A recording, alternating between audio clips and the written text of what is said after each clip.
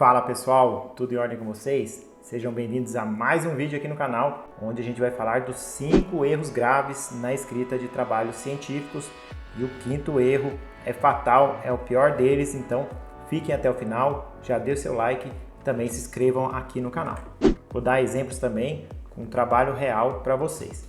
O primeiro erro é não ter frases, parágrafos muito longos. Isso vai dificultar a leitura, o leitor vai cansar e não vai ter aquela compreensão perfeita que é o que a gente espera dos nossos textos. Então, a regra para cada parágrafo é que ele deve ter uma ideia núcleo e ideias secundárias e uma conclusão dentro daquele núcleo, daquele objetivo de cada parágrafo, evitando também palavras repetidas, ideias repetidas e palavras desnecessárias. Vamos simplificar o texto, isso vai melhorar para o nosso leitor, evitar a chamada linguiça. Então, devemos ter o nosso texto o mais fácil de ser compreendido pelo leitor. Também vamos agora colocar o conceito de parágrafo. Ele é um instrumento, então, que divide o texto em blocos bem organizados de ideias. E vou marcar aqui, pessoal, o principal objetivo do parágrafo é deixar blocos organizados de texto. Então, para cada parágrafo, uma ideia núcleo. Segundo erro grave aqui na escrita dos trabalhos científicos é ter tempos verbais errados. Primeiro que eles devem concordar com o sujeito e ter uma gramática correta.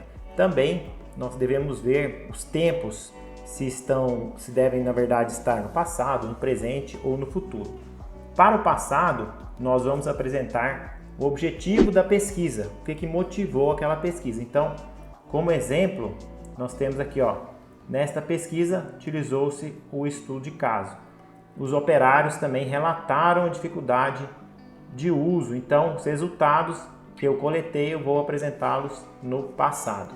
No presente é quando eu tenho um fato amplamente aceito no momento da escrita do meu texto científico, algo evidente. Por exemplo, é comprovado que o uso excessivo de algo determina ou faz alguma ação. Antes de passar para frente, pessoal, vou mostrar aqui um trabalho que eu falei para vocês de um aluno. Então tá aqui. Eu tenho um exemplo nesse trabalho de um parágrafo muito longo. Na verdade, ele já estava quebrado, eu deixei ele longo de propósito. Então aqui, pessoal, desse modo, esse segundo parágrafo aqui, ele tá difícil de ler, difícil de entender. Então eu vou quebrar bem aqui desse modo, vou mostrar para vocês o antes e o depois, para vocês terem uma ideia. Então deixei o espaço aqui.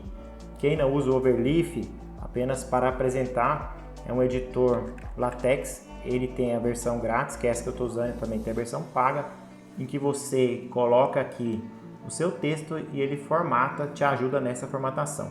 É diferente do Word, que você vai escrevendo já formatado. Aqui você faz um código, que é esse lado esquerdo, e no lado direito você vê o texto. Aí eu tenho que recompilar aqui, e aí vai mostrar, depois de um tempo, como ele ficou. Demora um pouquinho. E aqui já está quebrado esse parágrafo.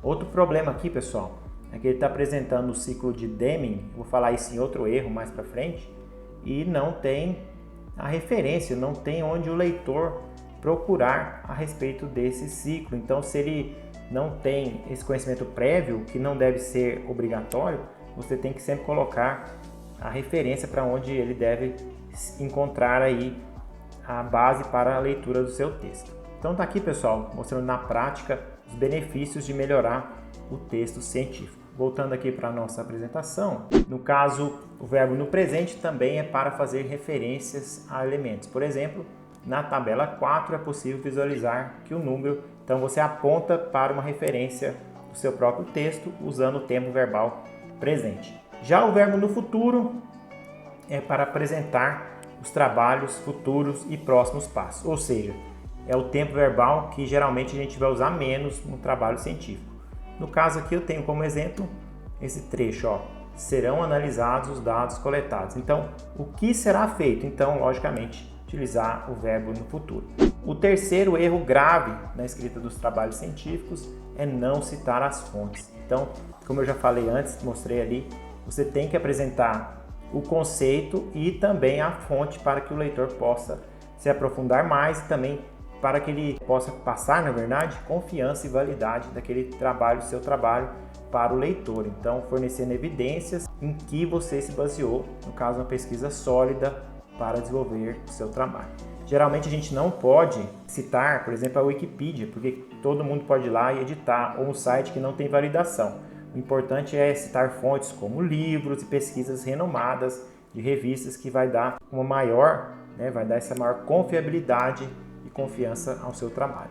E também, outro ponto interessante, quando você cita as fontes, é a contextualização do seu trabalho, deixando ele imerso no ambiente já trabalhado por outros pesquisadores. Vale lembrar que dificilmente a sua pesquisa é toda inédita, é impossível. Então você tem que mostrar o que outros pesquisadores fizeram e para isso é importante você citar as fontes.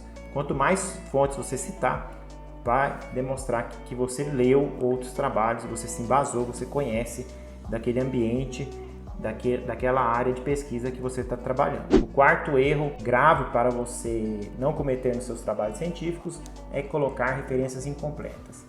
Por que eu digo que é grave? Porque facilmente um avaliador na sua banca, você deve estar fazendo trabalho para uma banca, ele já vai lá no final e vai ver que as referências não estão no formato, estão incompletas. Então ele vai criticar você e é fácil resolver, é só colocar no formato e com todos os dados necessários de acordo com a ABNT. Se você estiver no Brasil, provavelmente a sua universidade, a sua instituição vai pedir a ABNT. Então, outro ponto interessante é que as publicações elas mudam de uma edição para outra. Então, você deve colocar qual edição daquele livro você está citando, porque pode ser que você cita uma edição e a pessoa busca outra e não vai ter aquela informação ali, porque foi adicionada justamente na edição que você citou. Então, eu vou mostrar agora para vocês a norma ABNT em relação à referência. Está aqui, é a 6023, está aqui na segunda edição de 2018 e ela tem 70 páginas justamente falando só sobre referências. Então, não faça da sua cabeça, não faça as referências incompletas, use a norma ABNT a seu favor. Então, agora para o último erro, obrigado você que ficou até aqui, é um erro gravíssimo, mais grave de todos, é o plágio. Então, não devemos copiar textos de outros autores. Isso vai fazer, primeiro, que você seja reprovado na sua banca. Os professores, os avaliadores não vão ter pena de você. Existem softwares que detectam o plágio, então não acho que vai ficar despercebido. Os avaliadores geralmente também conseguem perceber o modo de escrita diferente naquele trecho e eles vão buscar no Google ou em outros buscadores ou nessas ferramentas especializadas e vão descobrir. Descobrindo o plágio, você teve preguiça de escrever ou não teve tempo e aí usou esse instrumento, vai ter consequências legais, no caso acadêmicas, que é a menor consequência, vamos dizer assim, de você ser reprovado, você ser expulso do seu curso. No caso de uma defesa de mestrado, você não vai defender, você vai ter que fazer outro mestrado, um exemplo, ou um doutorado, aí jogar fora vários anos de trabalho da sua vida. E o pior de tudo, pode cometer aí, ser julgado e condenado por um crime que está previsto no artigo 184 do nosso Código Penal. Então é isso, pessoal. Gostaria de agradecer a visualização de vocês, a audiência, mandar um abraço e até o próximo vídeo. Até mais!